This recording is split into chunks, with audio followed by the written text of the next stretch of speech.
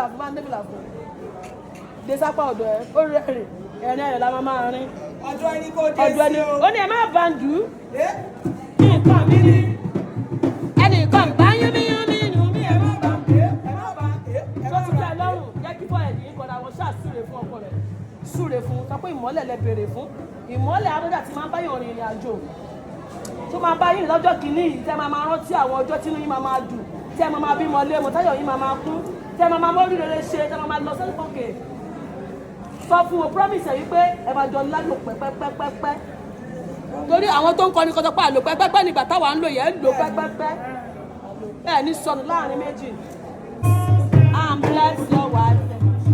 bless your wife because she is beautiful ó ní ẹ má bàǹdù nǹkan mi ẹnìkan tẹ́lú mi ẹ má bàǹdù.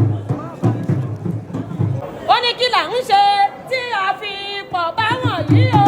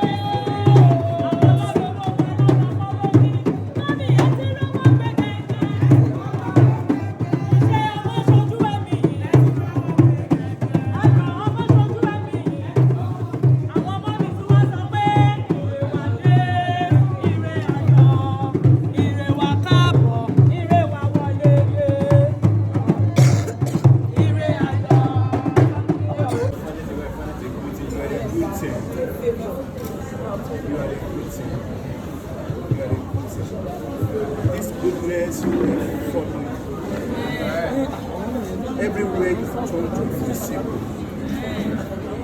In the mighty name of Jesus Christ. God, bad sign everywhere. I say good before you. In the mighty name of Jesus Christ. The word summit of that favor, that you are a favor. A favored child. A favored wife. In the mighty name of Jesus Christ. I ask that the grace of God is sufficient for you at all times. You will never lack their support. In the mighty name of Jesus. The glory of the Lord is surrounding you and your home. Henceforth in the mighty name of Jesus. From my heart we bless you this day. And you are blessed. I say you are blessed. As you look up every day, you will just be seeing goodness in the mighty name of Jesus Christ. I say you are blessed.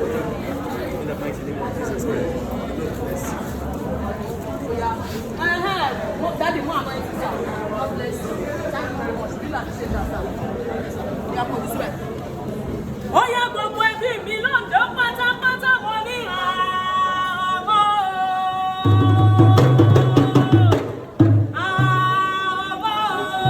Ọmọ ọgbà mẹ́nu yìí ó máa já ṣọ́nà.